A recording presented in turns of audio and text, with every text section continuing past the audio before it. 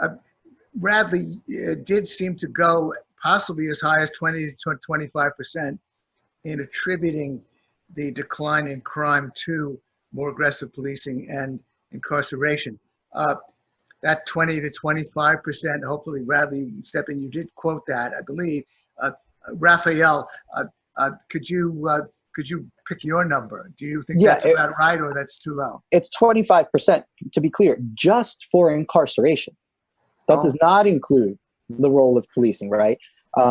So that sentencing project study from 2005, which cites several pieces of literature, including some done by Stephen Levitt, came up with that 25% number, and that is attributable just to the role of incarceration, right? Policing, on top of that 25%, has produced all kinds of benefits, again, that have been inured primarily to the benefit of Black communities. And again, the main point here is that when proponents of the criminal justice system, when defenders of the criminal justice system talk about it, they talk with reverence about these crime declines. This is something that we are proud of, right? And that reality does not mesh with the claim that the system is racist, right? It just doesn't make any sense that a racist system operated in a way that achieves its stated goals, as per the people running that system, benefits Black and brown Americans to that high a degree. That does not make any sense. Maybe I took your name in vain. Radley, do you want to make a comment about the question I just put to Rafael? Any emphasis, any rebuttal, or what do you want to say, if anything? No, I think it's a mistake to sort of say.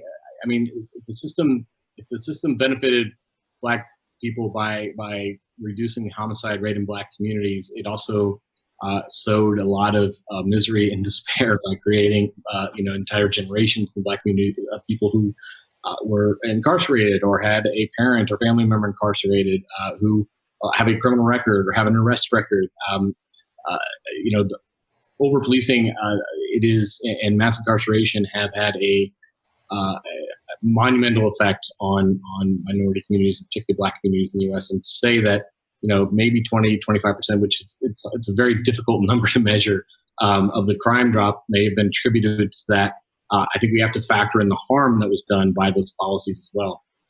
Yeah, I mean, I would just respond quickly by saying that it's no more difficult to put to pin that tail on the donkey, so to speak, as it is to sort of isolate the role of racism in things like jury selection, right?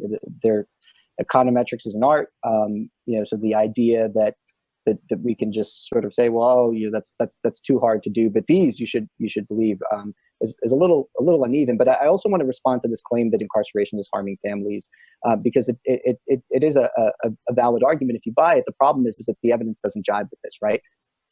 A new working paper out of the University of Ohio, I should say. I'm going to quote it now because I wasn't planning on talking about it. It says, quote, "Contrary to conventional wisdom, parental incarceration has beneficial effects on children, reducing their likelihood of incarceration by 4.9 percentage points and improving their adult socioeconomic status. Sibling incarceration leads to similar results in criminal activity." Now, the paper, which is entitled "The Effects of Parental and Sibling Incarceration, Evidence from Ohio," was co-authored by researchers at the University of Chicago, UC Berkeley, and USC. And what they did was they studied a sample of children with parents, quote, "on the margins of incarceration." In other words, parents whose incarceration status would depend very heavily on the leniency or severity of the judges handling their cases. And they measured not only life outcome differences between the children with incarcerated parents or siblings and those without, but also the portion of those differences attributable to the parents' incarceration. And this is not an anomalous study, right? This is part of a growing body of research that resembles other findings, right? So in a study of incarcerated parents living with their children in North Carolina, University of Colorado professor Stephen Billings found that, quote, "removing negative potential role models through incarceration benefits children," end quote, particularly in terms of their behavior at school. A paper out of Norway estimated, quote, "a 32 percentage point reduction over a 4-year period in the probability of a younger brother being charged with a crime if his older brother is incarcerated." And Carolina Ortega, an economist out west, in a 2018 study of children in Colombia found that conditional on conviction parental incarceration actually increases years of education. So this idea that incarceration can just automatically, axiomatically be considered a net negative for children or families is not supported by the data. I'm kind of dumbfounded by this argument. The idea, I mean, groups like Manhattan have been saying for years that, you know, the breakdown of the Black family is responsible for all these social ills in the Black community, and the absence of fathers is critical. But now all of a sudden, incarceration is good for children. Children having parents in prison, it's good for them. It's going to lead to better outcomes. I mean, I don't know, these studies that you cited, they fly in the face of dozens and dozens of studies that have shown the harms of incarceration, not just on families incarcerated, but entire communities and neighborhoods. That there's actually a sort of public health model where incarceration can affect communities like a disease. I mean, I guess I'll have to check out these studies, but there's an overwhelming amount of empirical evidence that contradicts them.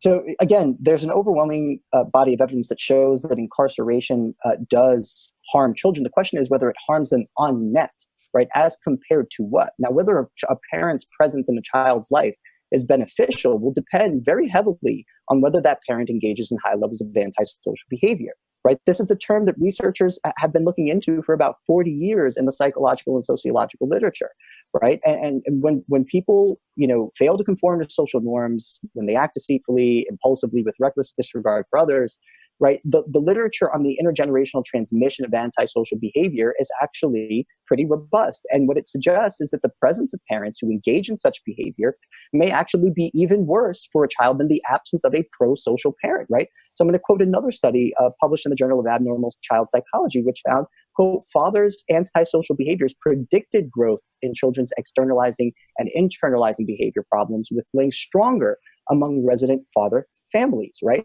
Another paper in the journal Child Development found, quote, the quality of a father's involvement matters more than his mere presence, and that children who live with fathers who, quote, engage in very high levels of antisocial behavior will go on to behave, quote, significantly worse than their peers whose fathers also engage in high levels of antisocial behavior but do not reside with their children. So the idea that this does not fit within the broader literature, again, it's just not true. I wrote an entire essay about it in the City Journal called Fathers, Families, and Incarceration. You can check it out there.